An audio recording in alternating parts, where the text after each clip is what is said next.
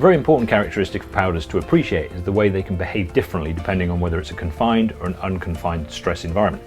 If you look at this ceramic we have in a confined beaker and we impose a stress on the top, very little flow occurs because it's a stiff system and it doesn't respond well to being forced in terms of its flow. Whereas if you put it into a container with an aperture at the bottom and you open that port, that valve, the powder will flow under gravity because of the unconfined nature of the regime. So its performance or its behavior and flow properties in these two different environments is quite different.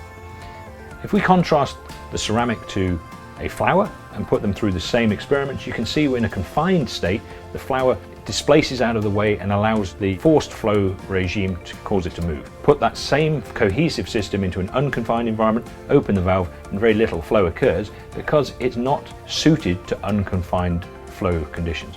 So the perspective of one number to describe bulk powder behavior across these different stress regimes is quite unrealistic.